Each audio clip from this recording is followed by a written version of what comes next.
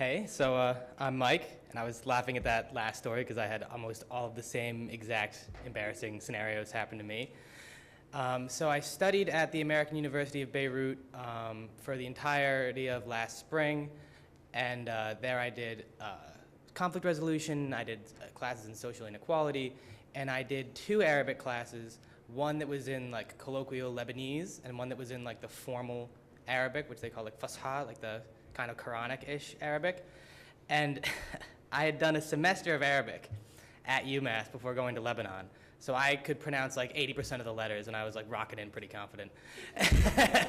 And I was so brutally shot down so fast. I like got into a cab for like the first time, and like when I say cab in Lebanon, I mean like a little like white unmarked shuttle bus with like a number spray painted on the side of it.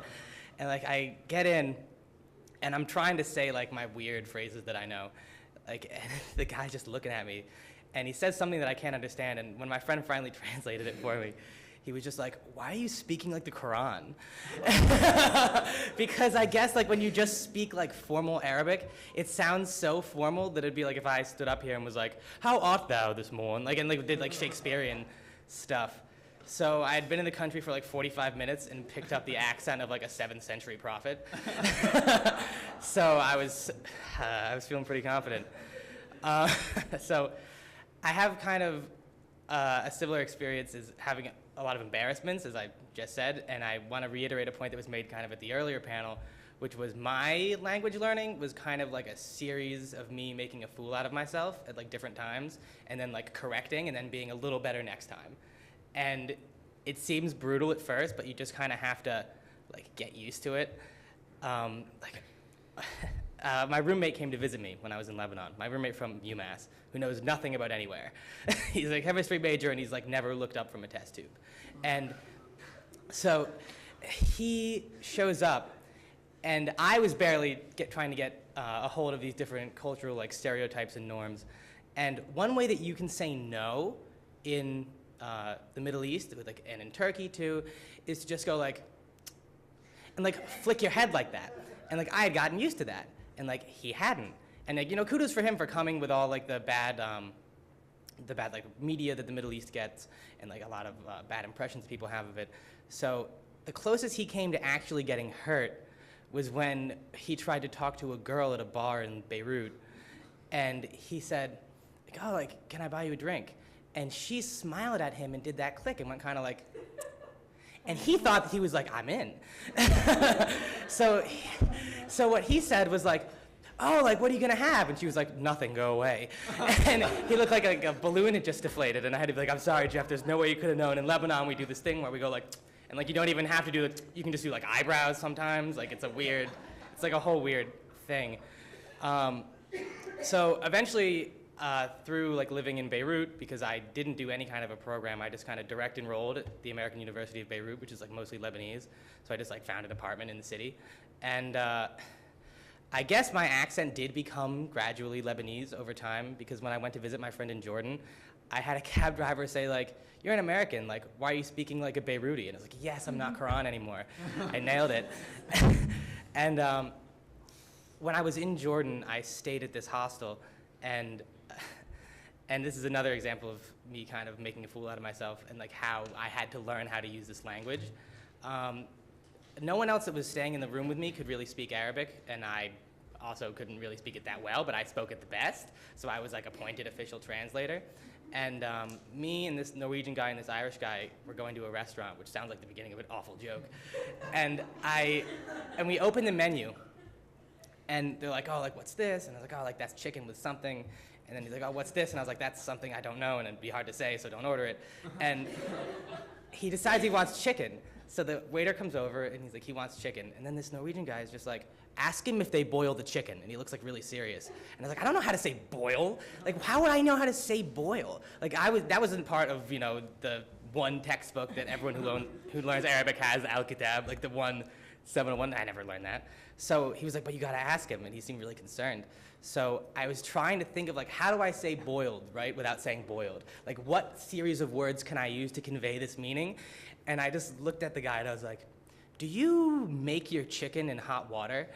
in Arabic? And the guy was just like, what are you talking about? And he just looked at me and I was like, do you like make your chicken in hot water? And I just like said it again and it didn't help, but then I said it again. And so I like blew like a bubble in my drink, like do you make it in hot water? And he was like, oh! He's like, oh, no, we don't. And I was like, okay, thank God. So I told this guy, like, no, they don't boil it. And he's like, yeah, I'll have that then. And they bring it out, and he cuts into it, and he goes, they boiled it. And I was like, well, what am I supposed to do? I did literally everything that I could have done. So I really loved living in the city of Beirut. And I just found out recently that I was accepted to graduate school there for public policy and international affairs, which I think I like put in my bio of like pending if I get accepted or not, and if like, that was left in there and I didn't, that would have been the worst introduction in all. Yeah, good call. Again, we need to know if he was accepted. Like, no, I wasn't, but yeah, I was. So I intend to go back there, and on a little bit more of a serious note, after I studied at AUB, I taught English for a while in a Palestinian refugee camp in South Lebanon called Rashidiyeh.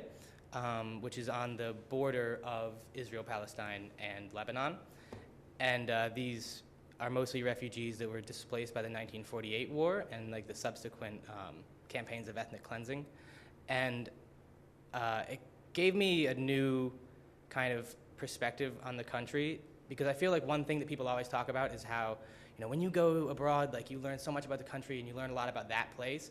And I think it also helped me learn a lot about the United States, because when you look at like the conditions of these refugee camps, and you can't overstate like the lack of infrastructure and the lack of state support like that these places have, and you think, you know, when you look at refugees from Syria, Palestine, Iraq, Afghanistan, like these are areas in which the U.S. has either played a role as a participant or a financier, and you kind of see like this is what like U.S. foreign policy looks like.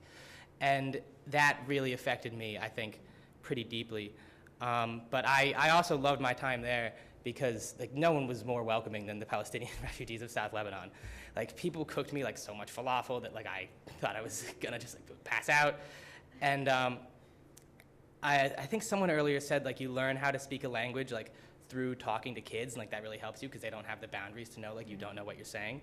And me trying to communicate with these like 10-year-old Palestinian kids was almost undoable, because one thing that's kind of hard for me speaking Arabic is listening, like trying to understand like, okay, here's what this person's saying, because between people speaking in like a Syrian accent, a Lebanese accent, a Palestinian accent, like a Lebanese accent where they don't say any of the hard words or any of the hard letters, which is pretty convenient for me.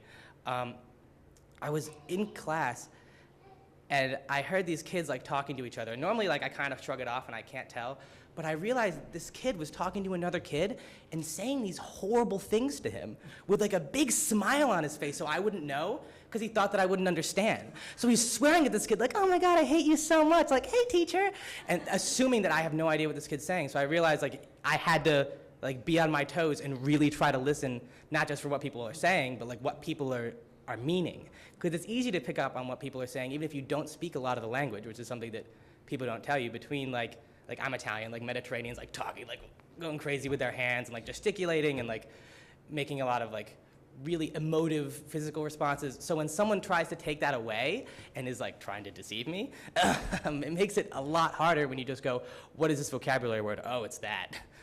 Which obviously one of the recommendations that no one has given yet is that if you're studying abroad, like you need to learn the swears of whatever language of whatever place you're going to, like first, because when someone says something to you, like you wanna know, like you kind of don't want to know if someone's just harassing you, but I think it's for your own best interest that you know.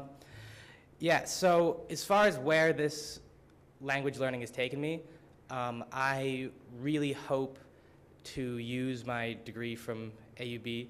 American University of Beirut. I want to work with refugees in the future, and I think that my time in Lebanon has really shaped me, which is why like I still do like some activism in the United States, like, and tried to like bring it back here, because I think that's something kind of important. Like I said earlier, is to bring like what you've learned abroad back to your home country, and at the same time like. I had never explained why they needed English teachers in a Palestinian camp in South Lebanon, actually. I just realized. The Lebanese state has these exams to go into high school, and they're only in English or French, which is awful, and like obviously systematically disadvantages Palestinian refugees. So Palestinian civil society was like, we need some English teachers or English speakers or someone to come in here and like teach some English so we can go to high school. So that's why I was there. And the reason I explain that little bit is that I think if you can, and it's not always easy depending on where you go, I think if you can, it's good to try to give back in some way to the community you're visiting, so you're not just like an extended tourist, which is what I sort of felt like, where I was like, oh, like I'm ordering another sandwich from this guy, and like, actually had a funny story on that note. The connections that you make studying abroad will come back like in really, really unexpected ways. Like I was at a Dunkin' Donuts in Boston, and I had a hat with the Lebanese flag, and this guy was like, oh, like into Lebanese, which is like, are you Lebanese in Arabic? And I was like, Lebanese Lebanese, but second, like I lived there. And the guy was like, oh, where do you live? And I was like, oh, I'm in Beirut. And I found out that he owned the restaurant that was like near my apartment, like in Beirut. And he's like at this Dunkin' Donuts that's in there. And he happens to be at that Dunkin' Donuts the one time in the year that my Lebanese friend Bashir, who also lived near there, was coming to visit me. So the two of us are just in this Dunkin' Donuts with this guy, like, how did this like end up happening? And then he was like, oh, I'm gonna like take a cigarette break. Like, do you guys smoke? It's like, I don't really smoke. And my friend Bashir like ratted me out, but like he doesn't smoke cigarettes, but like he smokes hookah, like argile. and I was like, yeah. So he was like, oh yeah, come with me. And I go out to this random man's car, and he opens his trunk and just gives me like this giant box of hookah tobacco, and was just like, oh, like here you go, like tell your friends, like come to Lebanon.